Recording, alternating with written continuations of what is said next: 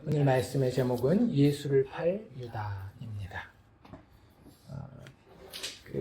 요즘에 그렇게 막 영화나 드라마 이런 것 중에 막 볼 게 많지는 않은데, 그래도 최근 몇 년 사이에 기독교인들이 야, 이거 참 괜찮다, 뭐 완벽하진 않더라도 하는 드라마가 있죠. 이름은 Chosen, The Chosen이라고 하는 드라마인데, 올해까지 시즌 4 네 번째 시즌이 끝났고 다음 주 봄 정도에 아마 시즌 5가 시작되는 것 같아요. 그 시즌 5에 대한 이제 뭐라 그래야 될까요?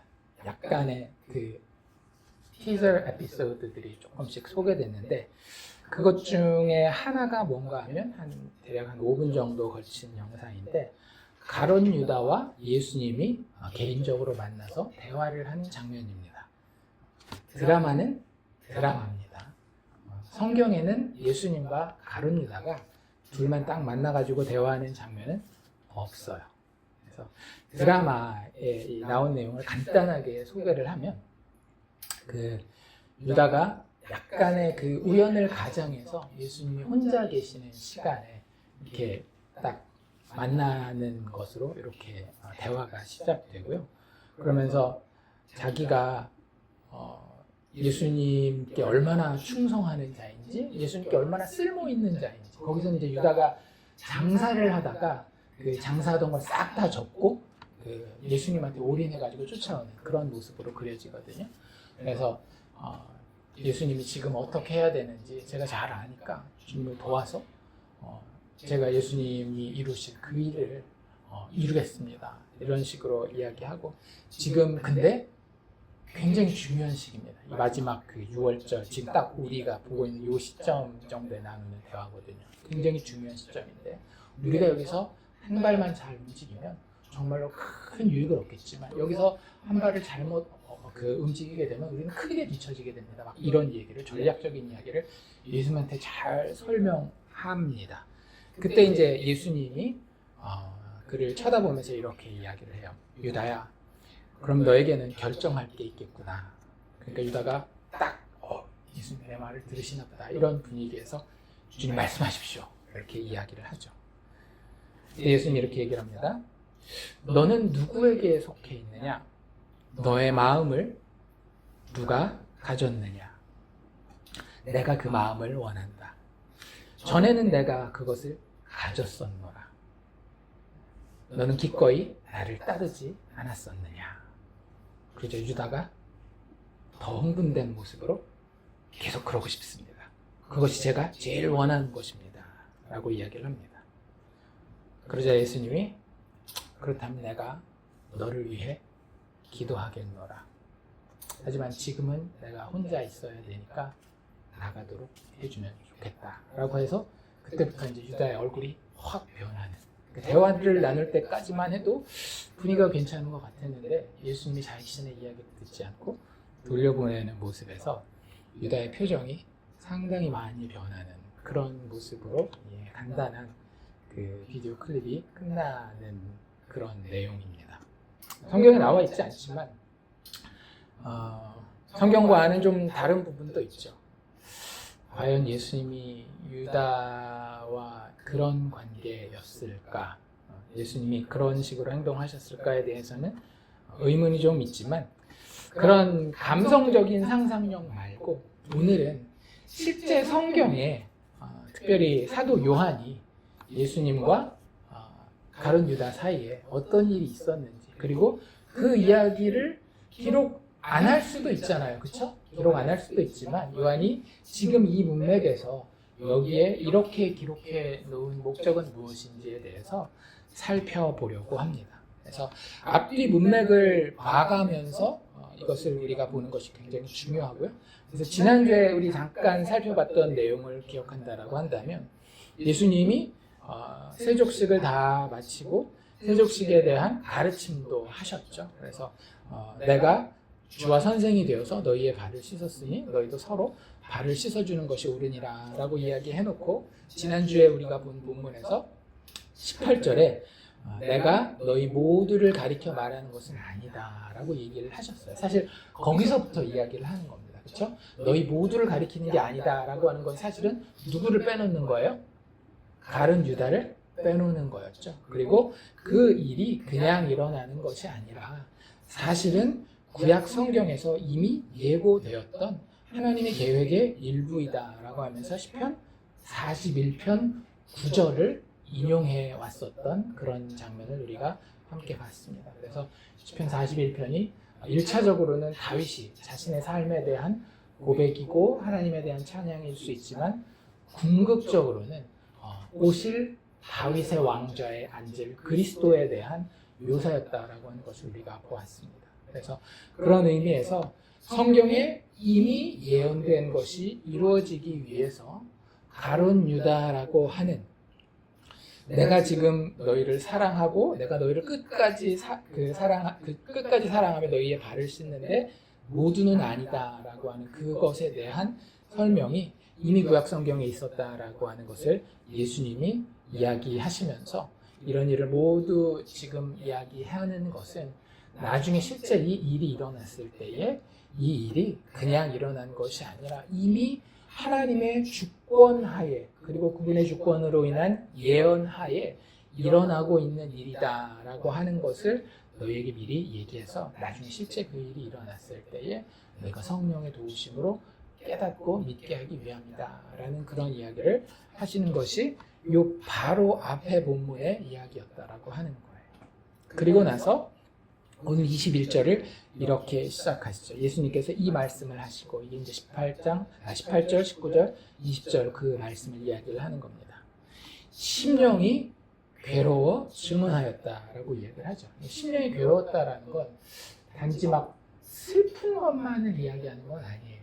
그러니까 아주 슬픈 마음이 없었다라고 이야기하기는 좀 그렇지만 많은 분들이 이 부분을 이해할 때 참 뭐라 그래야 될까 가룟 유다에 대한 애틋하고 막 안타깝고 이런 그런 뭐라 그래야 될까 인간의 정으로서의 그런 마음으로 이해하기가 쉬운데 그런 것보다는 조금 더 중립적인 그런 마음의 상태라고 보시면 됩니다. 나사로가 죽어 있을 때에 예수님이 보였던 두 가지 마음이 있었던 거 기억나시죠? 하나가 굉장한 분노였고 또 하나가 그 마음 가운데에 뭐라 그래야 될까 이 불편한 것 영어로 troubled라고 얘기를 하는데요. 뭔가가 이게 맞지가 않는데 이러면 안 되는데 이런 그런 마음이 예수님에게 있었다라고 하는 겁니다. 그리고 그 마음 가운데에 증언하여 이르시다. 그냥 말하였다라고 하지 않고 굉장히 좀 독특한 단어. 이게 증언하다가 실질적으로 우리가 제자를 삼기 위해서 나아가 증언하는 순교자라는 단어가 martyr라고 하는 단어잖아요. 그 단어의 헬라어 어근을 가진 단어가 지금 여기 증언이라고 하는 단어입니다. 그래서 증언하였다라고 이야기하고 계셔요. 그래서 증언이 원래 무슨 뜻인가 하면 법정에서 자기가 보고 들은 것을 잘 전하여서 진술하는 것을 증언이라고 이야기하고 있잖아요. 그래서 예수님이 지금 이야기하는 것은 그냥 단순한 미래에 대한 예측이 아니라고 하는 것을 우리에게 보여주고 있는 겁니다. 이미 시간과 공간을 초월한 종말론적인 차원에서 제자들과 가룟 유다에 대한 어떤 법정 선언이 있고 그것에 대하여 하나님이 완벽하게 본인의 의 가운데에 세팅해 놓은 것을 예수님은 보고 들은 거예요. 그리고 그것에 대해서 지금 여기 있는 제자들에게 증언, 법적인 그 컨텍스트에서 상황에서 이야기를 하고 있는 것을 사도 요한은 진술하고 있는 것입니다. 그리고 나서 그 증언의 내용이 무엇인지 바로 이렇게 이야기를 하시죠. 진실로 진실로 너희에게 이르노니 너희 중 하나가 나를 팔리라 라고 이야기를 합니다.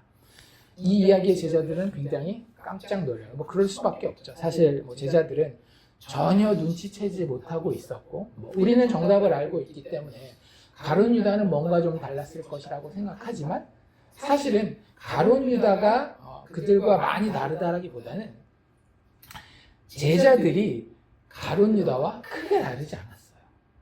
영적인 지식에 있어서도 그렇고 그들이 바라보는 어떤 하나님의 나라에 대한 관점, 그리고 그 나라에 대한 관점 때문에 가지게 되는 예수님에 대한 기대가 제자들 역시 가룟 유다에게서 그렇게 다르지 않았기 때문에 제자들이 이 이야기를 들었을 때 그게 누구인지 눈치채는 것은 참 쉽지 않았을 것처럼 보여요.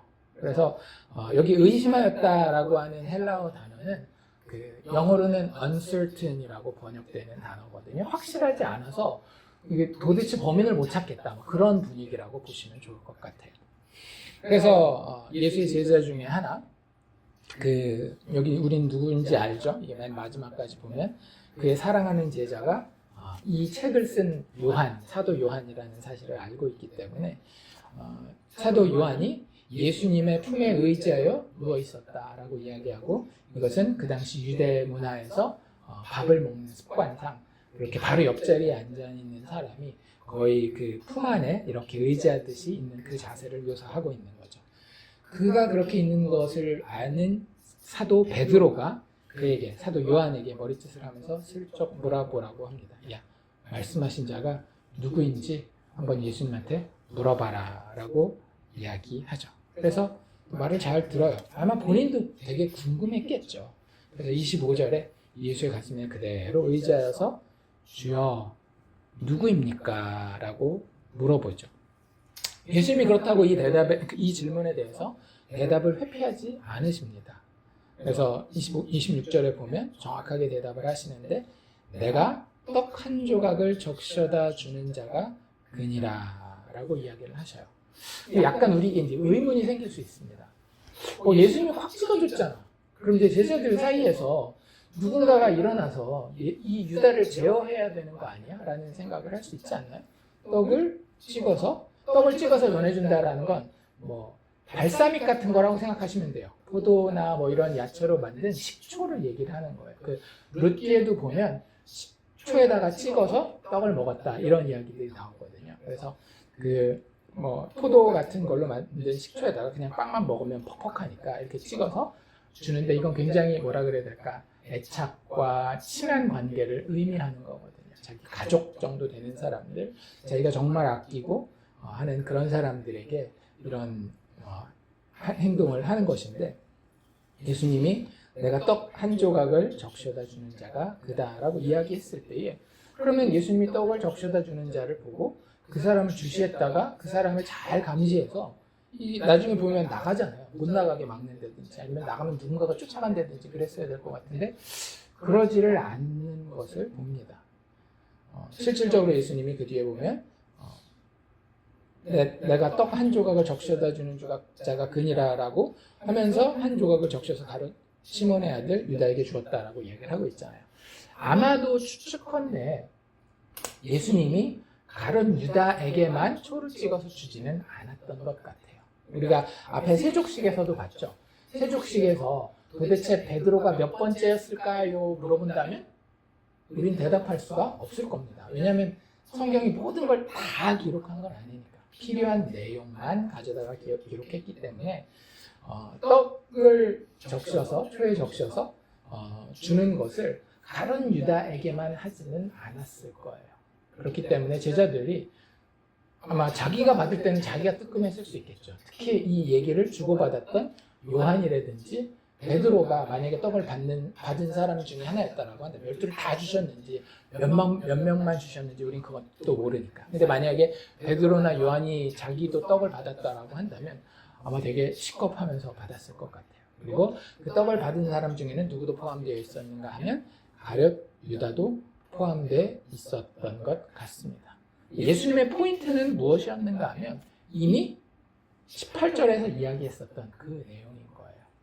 내 상에서 같이 떡을 먹는 자가 발꿈치를 들어 나를 배반할 것이다 라고 하는 것을 알려주는 거예요. 그냥 단순히 떡을 같이 먹는 정도가 아니라 떡을 직접 초에 찍어서 그에게 전달해 줄 정도로 그렇게 친밀하고 신뢰할 수 있는 그런 자가 하나님의 보내실 그리스도를 배반할 것이다 라고 하는 그 예언이 이루게 하기 위해서 지금 이런 행동도 하신다라고 보면 좋을 것 같습니다. 그리고 나서 참 재밌는 표현이 나와 있죠. 뭐 재밌는 표현이라기보다는 좀 섬뜩하죠. 27절에 보면 조각을 받은 후에, 그러니까 이게 마치 연관성이 있는 것처럼 보여요. 그렇죠?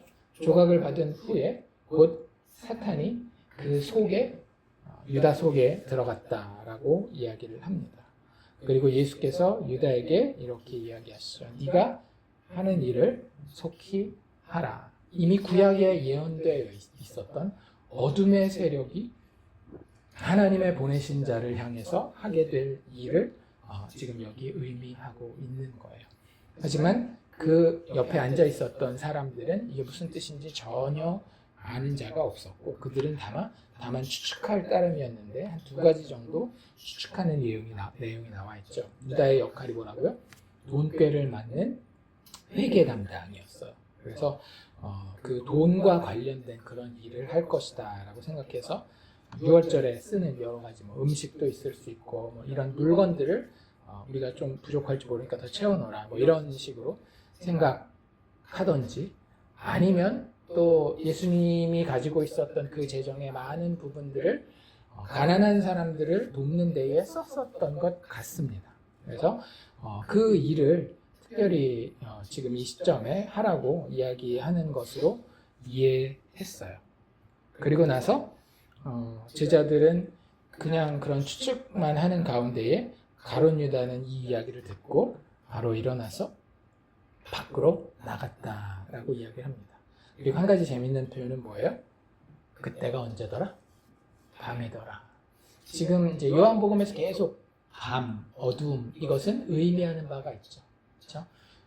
우리 1장에서도 빛이 세상에 왔을 때 어둠이 알아보지 못하였다라는 그런 표현들이 있었고, 니고데모가 3장에 예수님을 찾아왔을 때에도 밤이었고, 제자들이 배를 타고 힘들어하는 그때 예수님이 물 위를 걸어오시는 그 시점도 캄캄한 밤이었던 것을 알고 있습니다. 그래서 요한은 밤이라고 하는 그 표현을 그냥 쓰는 것이 아니라 어떤 영적인 어둠을 설명하기 위해서 쓰는데요.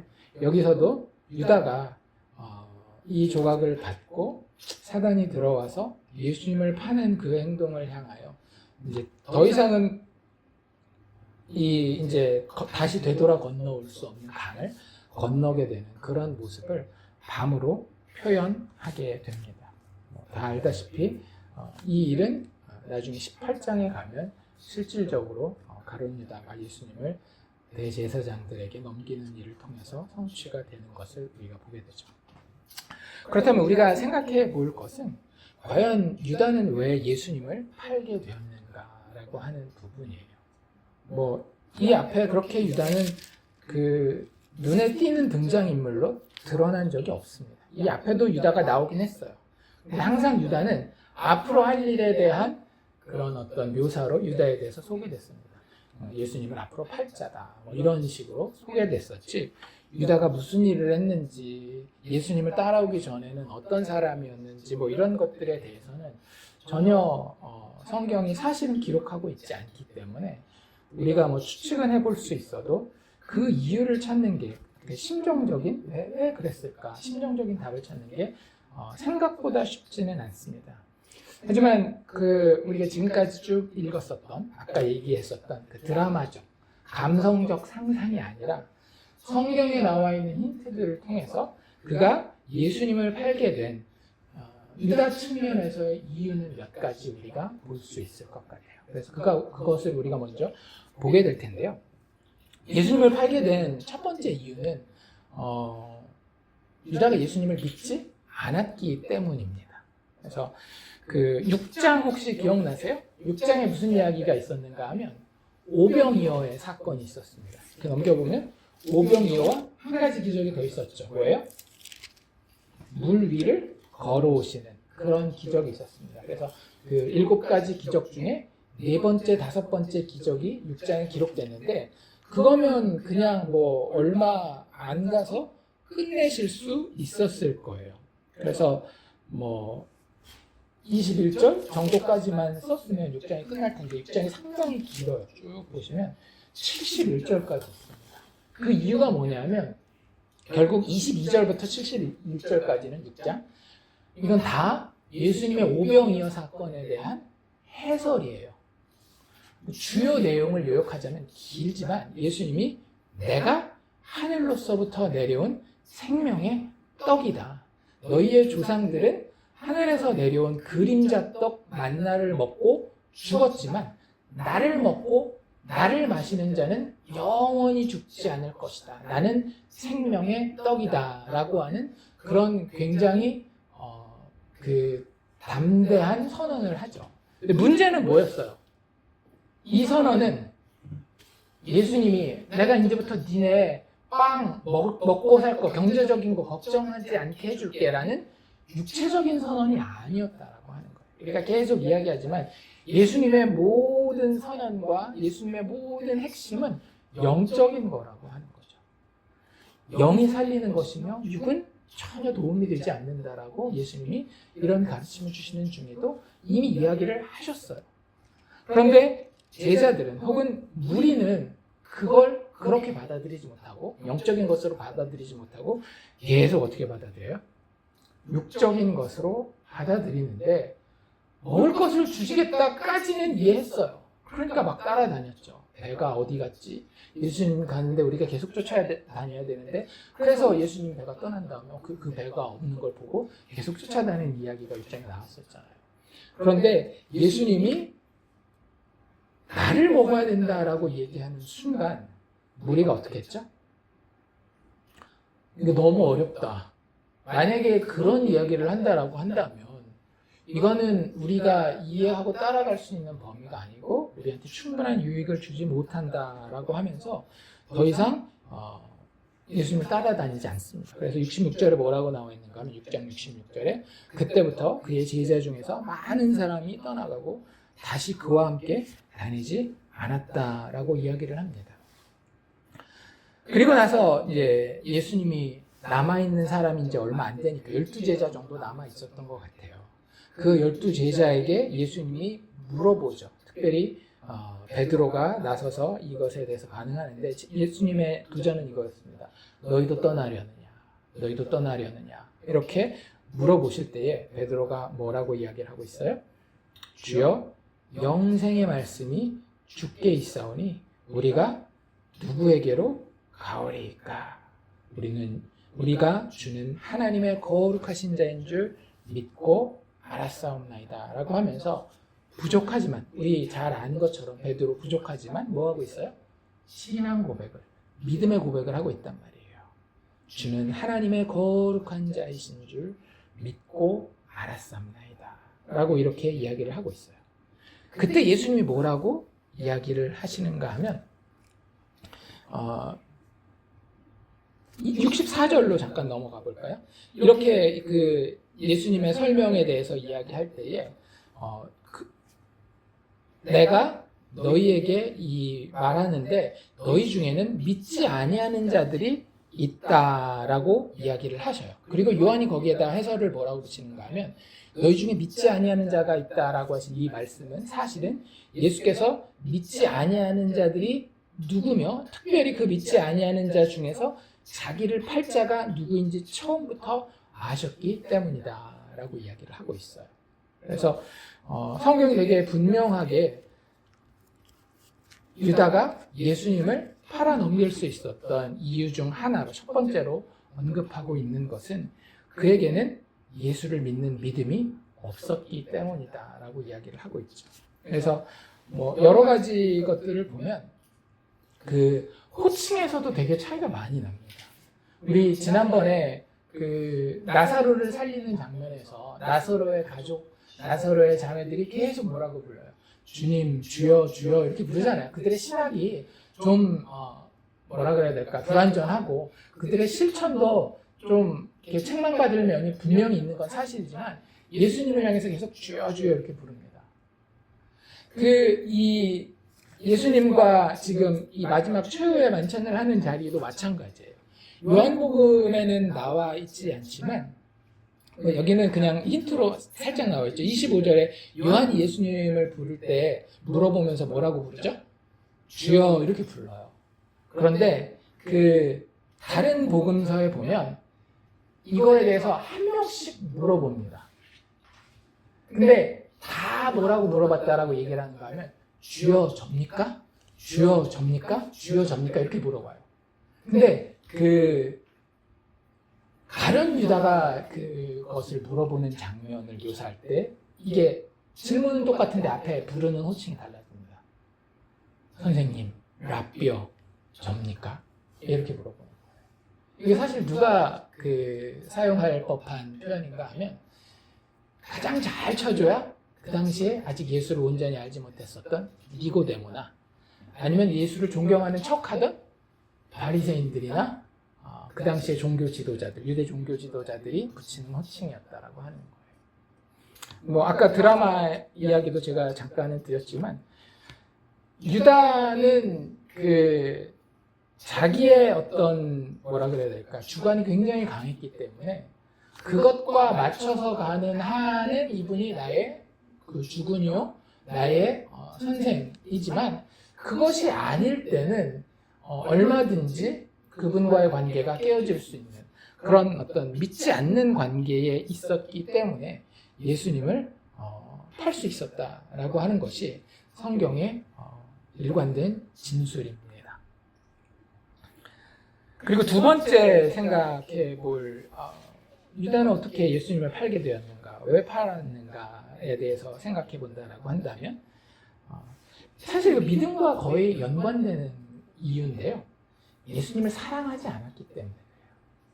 이게 두 가지가 항상 사실은 같이 가야 됩니다. 우리가 예수 믿는다라고 했을 때 제가 늘 말씀드리지만 그건 단순한 지적인 활동이 아니라 우리의 전인격이 다른 인격을 사랑하는 것이 그 믿음이라고 이야기를 했는데 같은 맥락에서 유다는 예수를 믿지 않았을 뿐만 아니라 예수를 사랑하지도 않았어요. 그럼 누구와 비교해 보면 제일 분명한가 하면 베드로랑 비교해 보면 너무나 분명합니다. 베드로는요 예수님에 대해서 무지하더라도 사랑하는 마음이 있다라는 걸 읽는 독자라고 한다면 누구나 쉽게 알 수 있어요. 예를 들자면 우리가 방금 봤었던 세족식 장면에도 어때요? 예수님이 자기에게 왔을 때에 어떻게 주님이 저를 씻기실 수 있습니까? 라고 거절을 하죠. 그리고 그때 예수님이 내가 너를 씻기지 않으면 넌 나랑 관련이 없다 그러니까 또 어떻게 해요? 아유 그렇습니까 주님? 그러면 주님이 날 다 씻어주세요. 이런 얘기를 할 정도. 그러니까 자기가 바보가 되느냐 안 되느냐 이건 별로 중요하지 않아요. 베드로는 그냥 예수님이 좋아요. 신앙적인 이런 걸 다 떠나서도 인간적으로도 베드로는 예수님을 너무너무나 사랑하고 있는 모습을 우리가 발견하게 됩니다. 나중에 요한복음 21장에서 고기 잡는 베드로의 예수님이 찾아갔을 때에도 진짜 말도 안 되는 일을 하잖아요. 예수님이다라고 발견한 건 요한이었는데 그 이야기를 듣자마자 베드로는 어떻게 해요? 예수님, 내가 사랑하고 존경하는 그 선생님, 주님이 나타났으니까 예의를 차려야 돼요. 그러니까 어떻게 합니까? 옷을 챙겨 입어요. 그리고 나서 어떻게 합니까? 물로 뛰어들어서 수영을 합니다. 사실 우리가 생각하는 거랑 완전 반대잖아요.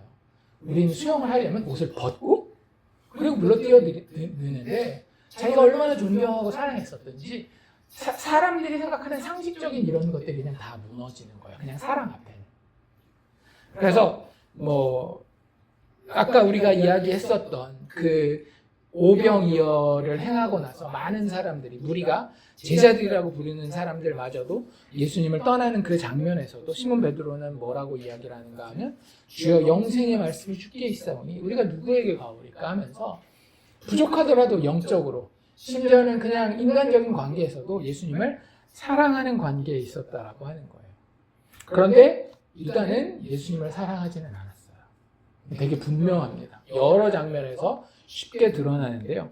유다는 굉장히 계산적인 마음을 가지고 예수님과 인간적인 관계를 가지고 있었는데 첫 번째가 뭔가 하면 마리아 향유 사건이죠. 너무나 쉽게 우리가 알 수 있는 거예요. 12장에서 우리가 봤었던 마리아가 향유를 가지고 와서 예수님의 발을 씻기는 장면에서 그 장면을 가장 못마땅해 하고 아마 가룟 유다 말고 다른 사람들도 못마땅해 했을 수 있습니다. 충분히 베드로도 그랬을 수 있고 도마나 세리였었던 마태나 이런 돈에 좀 밝은 이런 사람들 같은 경우는 충분히 똑같은 마음을 가질 수 있었을 거예요. 그런데 그것을 참지 못하고 말로 내뱉을 수밖에 없었던 사람이 누구였는가 하면 가룟 유다라고 하는 거죠. 그래서 유다가 뭐라고 이야기를 하고 있는가 하면 12장 5절에 이 향유를 어찌하여 300데나리온에 팔아 가난한 자들에게 주지 아니하였느냐라고 하면서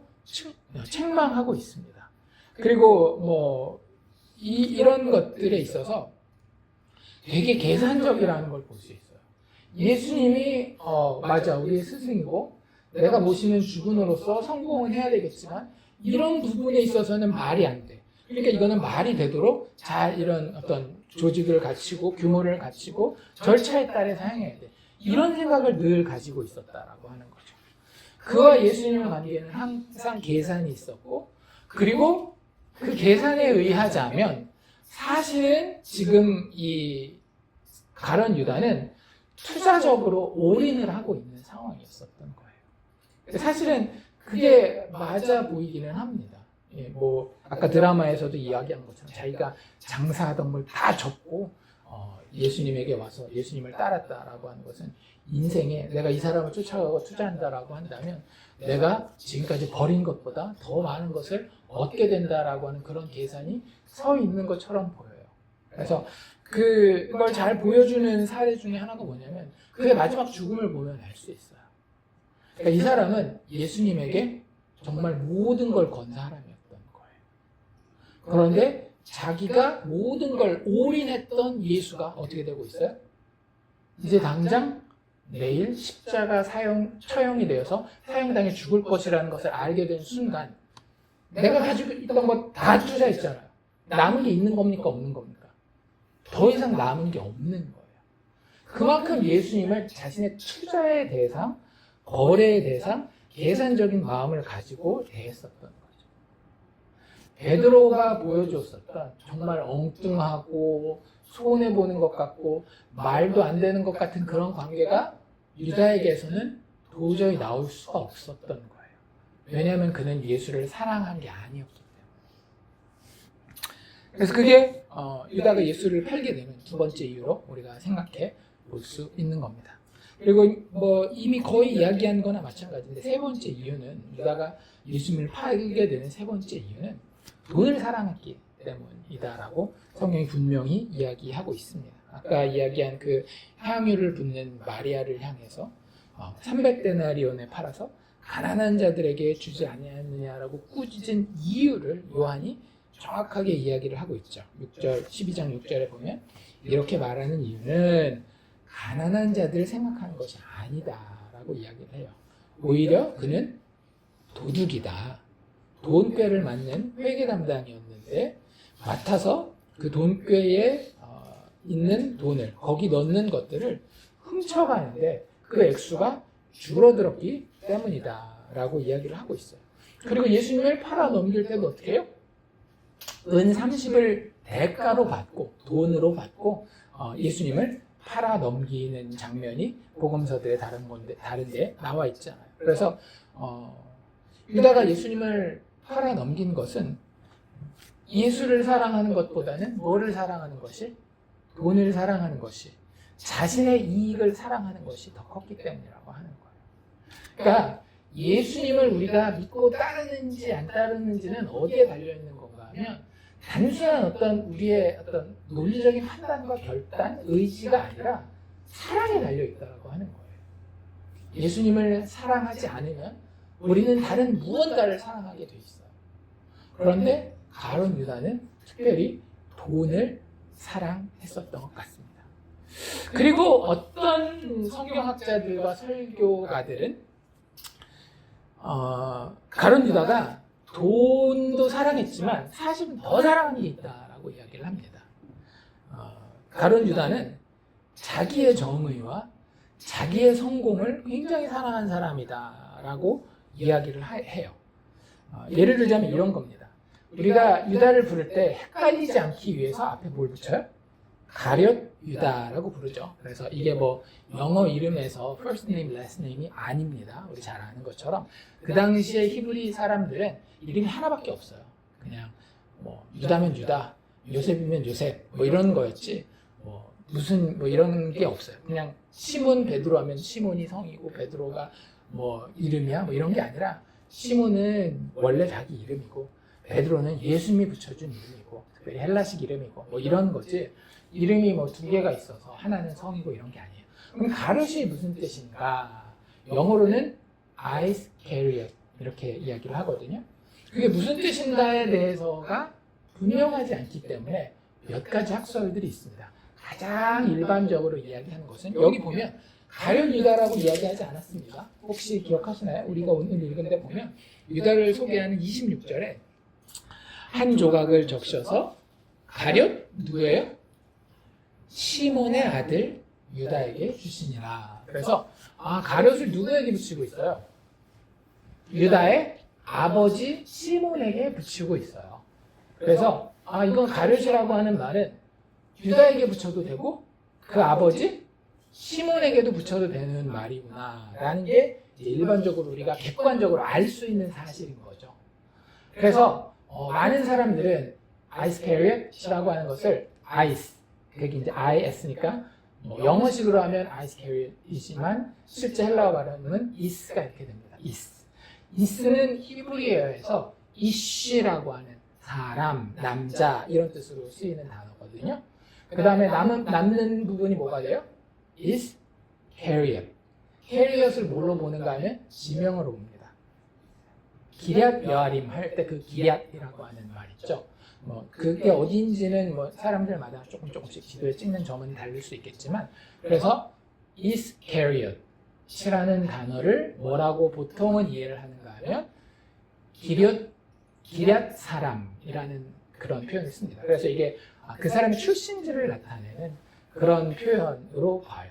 그래서 그게 일반적으로 이해가 되는데 또 정확하게 그런 거는 우리가 모르니까 다른 의견들을 이야기하는 사람들도 있는데 어떤 사람들은 이게 이스캐리엇이라고 써 있는데 이 I하고 S의 스펠링이 이렇게 바뀐 거다. 우리가 영어에서도 theater 할 때 어떤 사람들은 ER로 끝내지만 어떤 사람들은 RE로 끝내는 것처럼 발음을 하다 보면 그냥 이렇게 살짝 바뀔 수 있다는 측면에서 is가 아니라 SIC라고 읽어야 된다. 시캐리엇 이렇게. 그러면 그 당시 문화에 시카리라고 하는 사람들이 있었어요. 우리가 성경에서 제일 알기 편한 표현으로 찾아본다라고 대응해 본다라고 한다면 열심당 같은 사람들이에요. 요즘 기준에서 보면 어떤 사람들인가 하면 테러리스트들이에요.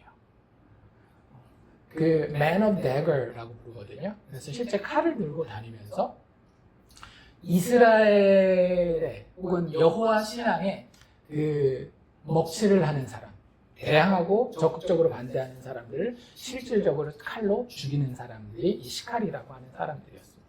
그래서 그 당시에 그 문화가 되게 뭐라 그래야 될까? 그 우리나라 일제시대랑 비슷해요. 그래서 이 우리나라를, 특별히 우리의 어떤 하나님 왕국을 망가뜨린 사람들을 이방인이 되었건, 심지어는 이방인보다도 더 미운 사람들이 누구예요?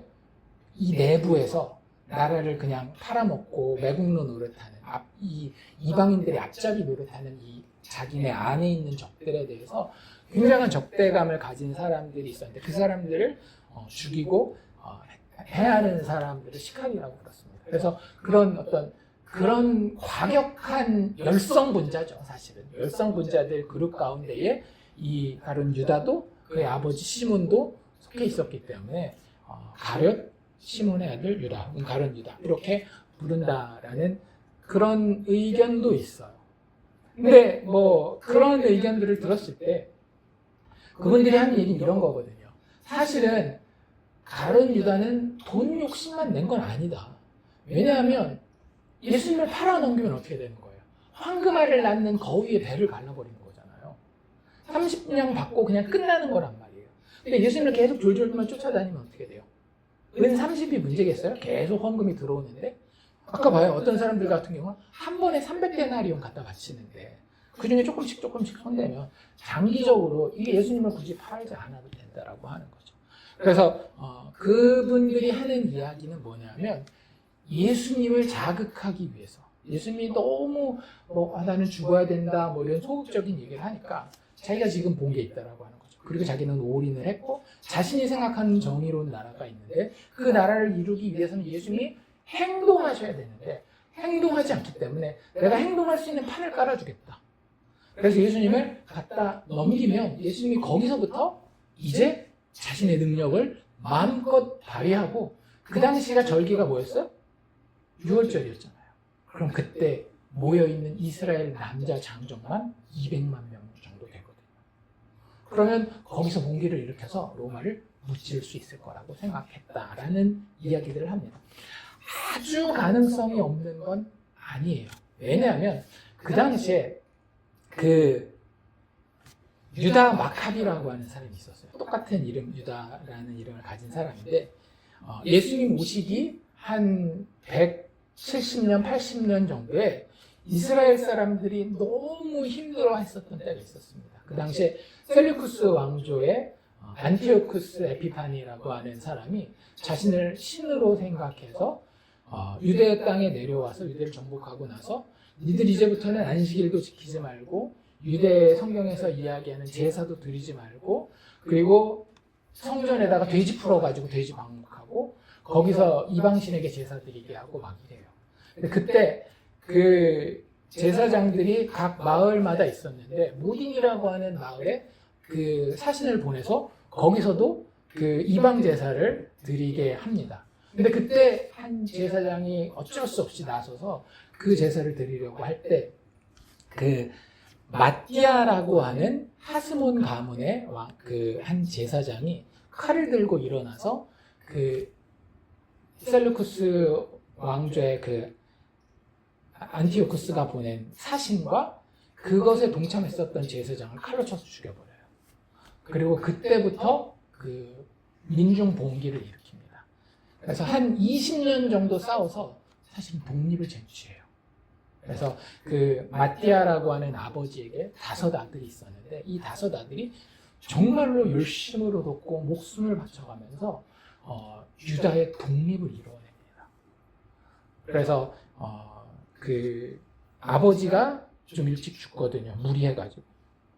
그 셋째 아들이었었던 유다라고 하는 자가 별명을 얻어요. 전쟁을 너무 잘해서 그 정규전으로는 이길 수가 없으니까 싸우러 가는 데마다 게릴라 전법으로 해가지고 팍 나타나서 팍 치고 승리하고 이런 식으로 자기보다 2배, 3배 되는 그 군대들을 잘 무찌르고 다녀서 이 유다에게 별명을 붙여주는데 그 별명이 뭔가 하면 망치예요. 이게 마카비라는 단어입니다. 그래서 유다 마카비라고 불리우는 이 하스몬 가문의 사람이 이 그 뭐라 그래야 될까? 반란을, 그러니까 독립운동이죠. 독립운동을 이끌고 사람들에게 엄청 존경을 받습니다. 그러니까 그들이 승리할 수밖에 없었던 이유는 뭐냐면 진짜 다윗이 했었던 고백들을 거의 그대로 해가면서 이 마카비서라는 게 마카비 1서, 마카비 2서가 실제 그 위경으로 그 천주교 같은 경우는 읽는 성경에 들어가거든요. 거기에 보면 정말 다윗 같은 고백을 해요. 저들에게 군사가 많을지라도 하나님이 우리를 도우시면 우리가 그 두려워하지 않고 저들을 무찌를 수 있다라는 그런 이야기를 하면서 자기가 항상 앞장서요. 그리고 나중에는 실제로 전장터에서 앞서 나가다가 죽습니다. 그래서 그 동생 요나단이 또 요나단도 나중에 전쟁을 하다가 죽거든요. 그 요나단 자기 형 엘리야살은 제일 먼저 죽고 이런 식으로 해가지고 나중에는 요나단이 죽고 나서는 시몬이 그래서 이 그 아들들이 다 전쟁을 잘해서 그 유다 마카비, 요나단 마카비 그 시몬 마카비라고 망치라는 별명을 다 이 형제들에게 줄 정도로 정말로 이 유다 나라를 향해서 헌신하고 그 유다 마카비가 살아있을 때에 결국에는 성전을 회복하고 그 성전을 다시 한번 깨끗한 상태로 하나님 앞에 드리는 걸 우리 지난번에 알죠? 뭐라 그래? 수전절, 하누카라 그러는 거예요. 그러니까 그런 기억이 있었기 때문에 그때도 정말 힘들었지만 싸워서 이겼잖아요. 그래서 이길 수 있다라는 생각을 하는 사람들이 꽤 있었어요. 가능성이 전혀 없으면 안 하지만 그 가능성을 가지고 게다가 어떤 신앙적인 마인드셋을 가지고 있었던 사람들이 열심당이요. 그 중에서도 가장 과격하게 활동했었던 사람들이 시카리라고 하는 부류의 사람들이고 아마 이 가룟이라는 표현이 그것과 관련이 있지 않나라는 이야기를 합니다. 그러니 아까도 이야기한 것처럼 은30이 문제가 아니라고 하는 거죠. 은30은 오히려 그들을 속이기 위한, 그래 내가 파는 것 같이 이렇게 가기 위한 그런 어떤 하나의 미끼에 불과했고, 오히려 예수님을 자극하면 지금 200만의 유다 장정들과 예수님의 능력이 합쳐지면 우리는 분명히 하스모니아 왕조보다도 더 위대한 왕조를 마침내 구약의 예언대로 영원한 다윗의 왕조를 회복할 수 있을 것이다라는 생각을 했을 거라는 거죠. 그래서 자신의 정의와 자신의 성공을 너무너무나 사랑했었던 거예요. 다른 사람의 생명을 앗아도 될 만큼 그런 이야기들을 해요. 정확하게 그걸지 아닐지는 모르겠지만 유다를 보면 자기 의의가 굉장히 강한 사람이면 확실해요. 내가 이건 이렇게 해야 된다라고 하는 그게 되게 강해요. 그러니까 아마 주변에 있는 사람들이 유다를 의심하지 않은 이유 중에 하나가 이런 거 아니었을까요? 아마 유다는 제자들에게도 그리고 그 주변에 예수님을 따르던 무리들에게도 되게 존경받았었을 거예요. 돈을 다루고 있는데 그 돈을 가지고 그 쓰는 모습들이 되게 뭐라 그래야 될까? 효율적으로 썼겠죠. 쉽게 얘기하자면 가난한 자들을 도와서 그들의 마음을 산다든지 이런 것들이 가룟 유다에게 분명히 있었던 것 같습니다. 그러니까 가룟 유다가 이게 이렇게 하면 안 되죠. 가난한 사람들을 더 도와야죠 라고 얘기했을 때 예수님 말고는 아무도 그에게 한마디 이런 방구 대꾸를 하지 않잖아요. 그래서 그런 것들을 보면 유다에게는 돈을 사랑한다든지 혹은 자기의 자기 자신을 사랑하는 게 굉장히 컸던 겁니다. 그러니까 아까 두 번째 이야기했었던 이유와 이게 항상 같이 갈 수밖에 없는 거죠. 예수를 사랑하지 않으면 우리는 반드시 자기를 사랑할 수밖에 없는 거예요. 자기의 의, 자기의 이익, 자신의 성공을 사랑할 수밖에 없는 거예요. 그리고 우리가 이걸 뭐라고 불러요? 죄라고 부르는 거예요. 유다가 예수를 배신할 수밖에 없었던 이유는 자기 죄 중에 빠져 있었기 때문입니다. 어쩌면 이 유다라는 이름은 그냥 쓰여지지 않고 뭔가 우리에게 구약 성경에 있었던 일들을 생각나게 하기 위해서 그 이름을 의도적으로 하나님이 허락하신 걸 수도 있다는 생각을 해요. 실질적으로 그렇게 이야기하는 성경학자들도 있고. 유다를 기억하십니까? 첫 번째 유다가 누구였어요? 자기가 다말보다 훨씬 더 의롭다고 생각한 그 유다 아닙니까? 우리는 뭐 유다의 가문에서 다윗도 유다에게서 나오고 하지만 자기 며느리보다 내가 의롭지 못하다라고 고백할 수밖에 없었던 자가 유다였던 거예요. 자기가 더 의롭다라고 하는 자기 의에 사로잡혀 있었던 자. 그리고 그 유다라는 이름을 누가 물려받아요? 유다라고 하는 나라가 물려받잖아요. 유다는 항상 어떻게 생각했어요? 저 북이스라엘 의롭지 못한 것들. 상대적인 의를 가지고 자신을 사랑하고 자기 애와 자기 정의가 너무 강했었던 존재가 유다라고 하는 나라였던 거예요. 그리고 그가 어찌 보면 지금 신약 성경에서는 유다라고 하는 한 개인을 통해서 또 다른 방식으로 우리에게 묘사되고 있는 겁니다. 그리고 그 모습은 사실은 누구의 모습인 거예요? 모든 죄인들의 모습이에요. 왜냐하면 그게 죄의 핵심이기 때문에. 은혜가 아닌 예수가 아닌 자신의 의를 사랑하는 사람들은 은혜가 아닌 자신의 행위를 의지할 수밖에 없습니다. 그래서 아까 이야기한 것처럼 유다의 결말이 자기의 뜻대로 되지 않았을 때 자살로 결말을 날 수밖에 없었던 이유도 그것 때문이라고 하는 거죠. 그래서 예수님 11절에 목욕에 대해서 발 씻는 장면에 대해서 이야기할 때 이렇게 이야기하잖아요. 자기를 팔자가 누구인지 아셨다라고 하면서 그에 대한 표현을 뭐라고 쓰는가 하면 다는 깨끗하지 아니하다. 그가 아직 그의 죄 가운데 있다라고 이야기하고 계신 거예요. 자기 죄 때문에 자기의 이익을, 돈을, 자기의 정의를, 자신의 성공을 너무너무나 사랑했었던 상황 가운데에 유다는 있었고 그 때문에 예수를 팔게 되었다라고 하는 겁니다.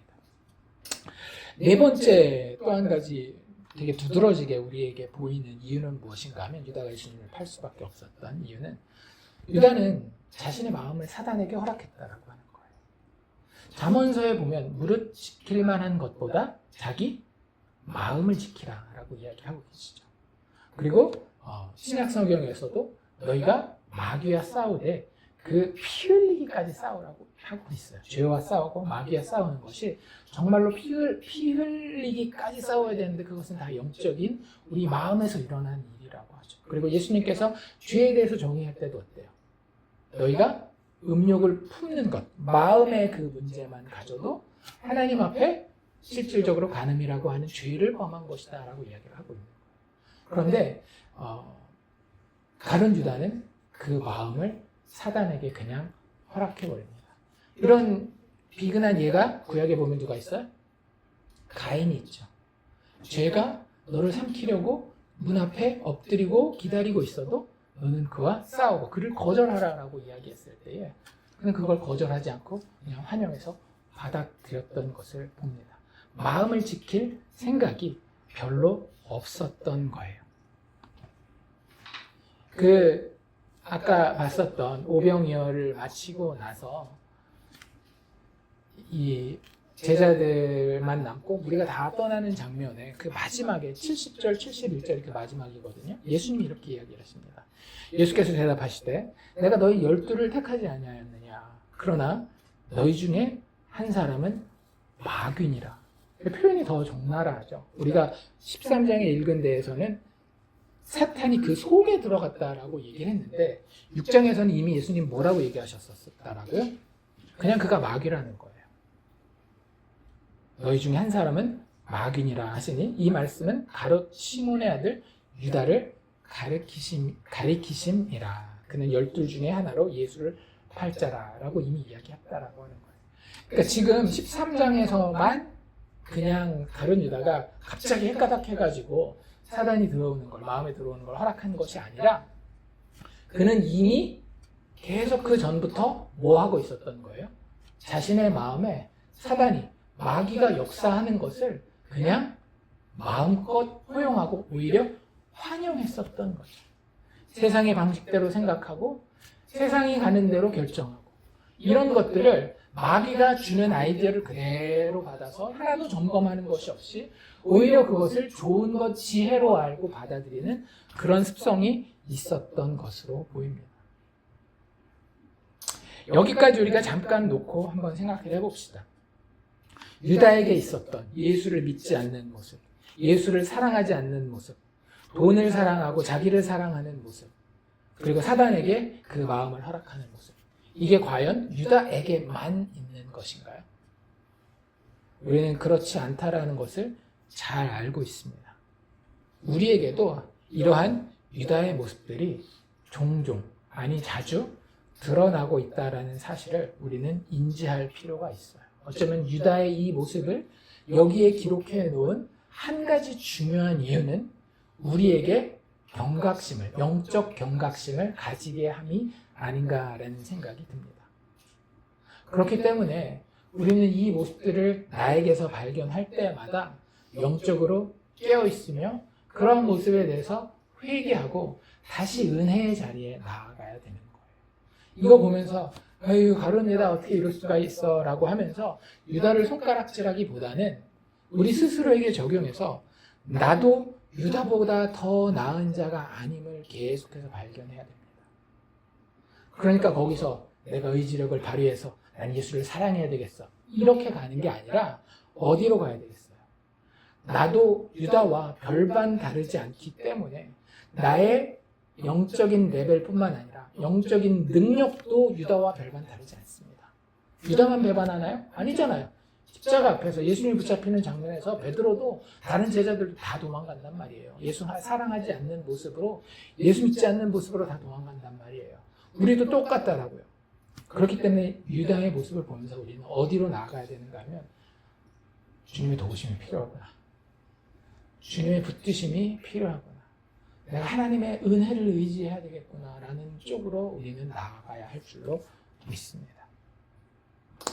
그리고 한 가지만 더 이야기해 봅시다. 유다가 왜 예수님을 팔게 되었는가? 이것은 우리가 유다와 공유할 수 없는 부분이기 때문에 제가 마지막에 넣었는데요. 그는 빛이 아닌 어둠의 세상에 속한 자였기 때문입니다. 되게 안타깝죠? 근데 시간과 공간을 따지지 않고 종말론적인 관점에서 영원 안에서의 가룟 유다의 정체성은 빛이 아닌 어둠이었습니다. 그는 영적인 존재가 아니라 육적으로 세상에 속해 있는 존재였어요. 그리고 더 나아가서 아까 우리가 시편 말씀에 대해서 계속 이야기한 것처럼 시편뿐만 아니라 모든 구약 성경이 하나님의 그리스도를 배반할 자에 대해서 이야기하고 있었고 그는 기꺼이 그 역할을 자기 스스로 선택했다라고 하는 겁니다. 그럼으로써 그는 구속사에서 그 역할을 감당하게 돼요. 그래서 아까 우리가 제가 잠깐 앞에서 소개했었던 그 영화에서의 장면은 마치 뭐라 그래야 될까? 가룟 유다가 진짜 선택 한 번만 잘 했으면 구원을 받을 수도 있었는데 그러지 못하는 그 가룟 유다의 모습을 보고 안타까워하시는 예수의 모습. 실제로 그 대화가 끝나고 유다가 나가고 난 이후에 그 드라마의 장면에서 예수님이 막 우시거든요. 그런 것들을 보고 참 안타깝다. 거기서 조금만 더 했었으면 좋겠는데 라는 생각을 해요. 근데 우리가 이중 예정까지 가진 않더라 할지라도 하나님 앞에 구원받는 자는 하나님을 사랑할 수밖에 없는 자는 자신의 능력이 아닌 하나님의 은혜로 택함받은 빛의 자녀밖에 없다라고 하는 사실을 성경은 너무나도 분명히 계속해서 이야기하고 있다라고 하는 거죠. 지난주에 봤었던 18절 다시 한번 읽어볼까요? 뭐라고 돼 있어요? 내가 너희 모두를 가리켜 말하는 것이 아니라 나는 내가 택한 자들이 누구인지 알미라.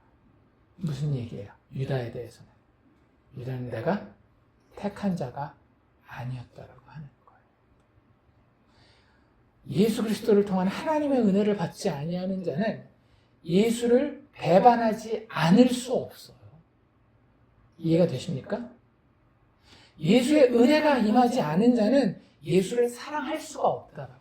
가룟 유다만 그런 것이 아니라 가룟 유다만 예수를 특별히 역사의 현장에서 그 대제사장들에게 팔아넘겼기 때문에 그것만 심각한 문제가 아니라 모든 죄인의 문제, 어둠에 속한 자들의 문제가 거기 있다라고 하는 거예요. 예수의 은혜가 하나님의 정하심이 임하지 아니한 모든 자에게는 예수를 사랑할 수 있는 능력이 없다라고 하는 거예요. 그냥 자기밖에는 사랑할 수가 없는 거예요. 참 재밌는 건 아까 그 자꾸 드라마 얘기를 해서 미안하긴 한데 그 드라마에서 예수님의 마지막 대사 중에 하나가 뭐였더라고요? 그래? 그러면 내가 널 위해 기도하마 라고 이렇게 얘기했잖아요. 그럼 성경에 예수님이 가룟 유다를 위해서 기도한 장면이 한 번도 없습니다. 그리고 아마 안 하신 게 맞는 것 같아요. 왜냐하면 뭘 보면 알 수 있어요? 베드로 보면 알죠. 베드로가 주는 그리스도시여 살아계신 하나님의 아들입니다 라고 고백했을 때 누가복음 22장에 가보면 베드로의 그 신앙 고백을 예수님이 기쁘시게 받고 난 다음에 뭐예요? 자신의 순환과 죽음을 예고하시잖아요. 그러니까 베드로가 뭐라 그래요? 주님 절대 그럴 수 없습니다 라고 예수님을 꾸짖어요. 그때 예수님이 베드로를 뭐라고 부르죠? 이 가룟 유다랑 똑같은 이 표현을 부르는 거야. 사단은 물러가라. 그러니까 사단은 여전히 믿는 사람에게도 택자에게도 계속해서 자신의 작업을 거는 거예요. 어떻게 해서든지 이 사람을 예수의 사랑으로부터 멀어지게 하기 위해서. 그런데 그때 예수님이 그렇게 꾸짖고 난 다음에 뭐라고 이야기를 했는가 하면 베드로야 사단이 밀가 부르듯 하려고 너를 청구하였으나 나는 네가 넘어지지 않기 위해서 네가 떨어지지 않기 위해서 내가 너를 위하여 기도하였다라고 이야기를 하고 있어요. 그렇잖아요. 그렇죠? 근데 지금 베드로보다도 더 심각한 데 있는 게 누구예요? 유다란 말이에요. 그런데 그 유다에 대해서는 예수님이 한 번도 기도했다라는 이야기가 나오지 않아요. 예수님이 자신의 택자에 대해서는 그의 믿음을 위해서, 예수 믿게 하기 위해서 기도하십니다. 하지만 가룟 유다에 대해서는 그 상황이 안타까웠던 것은 분명한 것 같아요. 왜냐하면 심령이 괴로웠다라고 하는 표현이 이게 맞지 않는데 라고 하는 그럴 때 나오는 표현이니까. 그 상황이, 어둠의 상황이 안타깝고 옳지 않다라는 걸 알지만 그가 택자가 아니었기 때문에 그를 위해서 기도하지는 않으셨고 오히려 그가 밤을 향해 나아가도록 그냥 허락하십니다. 그게 유다가 예수를 사랑하지 않고 팔아 넘기게 된 이유라고 하는 거예요. 이 마지막 부분은 참 쉽지 않죠. 누구한테 가서 우리가 설명하기도 쉽지 않습니다. 그런데 다시 한번 말씀드리지만 이 이야기는 누군가 죄인을 정죄하기 위해서 기록된 게 아니에요. 왜냐하면 예수님 계속 뭐라고 말씀하십니까? 요한복음 3장에서도 그랬고 12장에서도 그랬고 내가 이 땅에 온 것은 너희를 멸하기 위함이 아니라 너희를 구원하기 위함이라고 계속해서 말씀하고 계셔요. 죄인들의 멸망은 예수님이 그들을 멸망시키기 때문에 임하는 것이 아닙니다.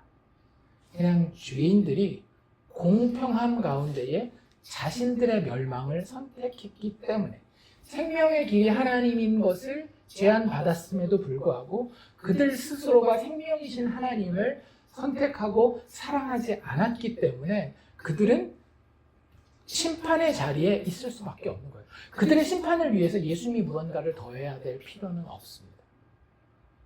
하지만 구원은 그런 식으로 일어날 수가 없는 거예요.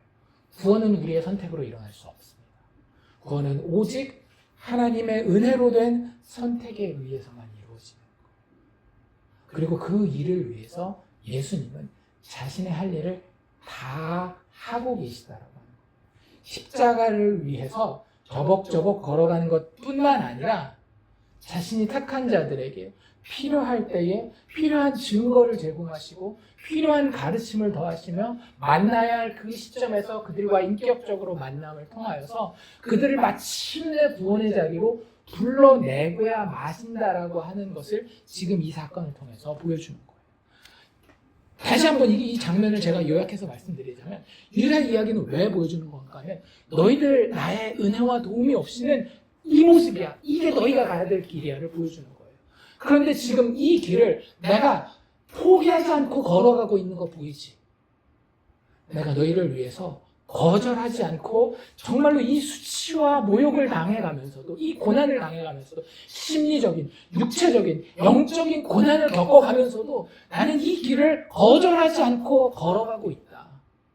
대놓고 지금 나에게 반항하고 나를 대적하고 나를 향해서 악감정을 품고 있는 내 품 안에 있는 자가 있음에도 불구하고 내가 택한 자들을 놓치지 않기 위해서 이 길을 거절하지 않고 멈추지 않고 하나님의 영광이라고 불리우는 그 십자가를 향해 걸어가고 있다. 그걸 보여주기 위해서 사도 요한은 지금 유다의 이야기를 여기 기록해놓고 있다라고 하는 거예요. 단순하게 너 유다처럼 되면 안 돼. 유다가 얼마나 나쁜지 봤지? 근데 그럼 되겠어? 이런 어떤 도덕적인 죄책감을 우리에게 주기 위함이 아니라 그게 원래 우리의 모습이라는 거예요. 그런데 예수는 그 자리에서 우리를 포기하지 않고 계속해서 걸어가고 있는 시편 41편에서 봤었던 그 모습, 어떤 수치와 고난과 안타까운 가운데서도 아버지의 영광과 우리의 최선을 위한, 즉 구원을 위한 그 길을 꾸준히 멈추지 않고 가고 계시는 것을 우리에게 보여주기 위한 에피소드가 바로 유다의 배신에 관한 에피소드의 진짜 교훈이라고 하는 사실을 우리가 기억하면 좋겠습니다. 한마디로 이야기한다면 십자가를 피하지 않는 예수의 사랑, 그게 바로 가룟 유다의 이야기에 담겨있는 성경의 영적인 교훈입니다. 그리고 그 앞에서 우리가 할 수 있는 고백은 하나밖에 없어요. 가룟 유다를 손가락질하는 게 아니라 가룟 유다만큼이나 주님, 나는 아무것도 아닙니다. 정말 나는 아무것도 아닙니다. 오직 예수의 은혜가 나의 소망입니다. 예수의 신실하심이 나의 소망입니다. 십자가만이 내가 바라보아야 할 영광입니다. 라고 이야기하는 것이 우리가 이 본문을 제대로 읽었을 때 보일 수 있는 반응이라고 하는 거죠. 구원할 자, 우리가 가룟 유다의 버금가는 자임을 분명히 알고 계셨음에도 불구하고 예수께서는 망설임 없이 우리를 위하여 사랑 가운데 죽으심으로 우리를 구원하셨습니다. 오늘 본문을 통해서 우리는 그 예수를, 그분의 은혜를 깊이 묵상할 수 있기를 주의 이름으로 축원합니다.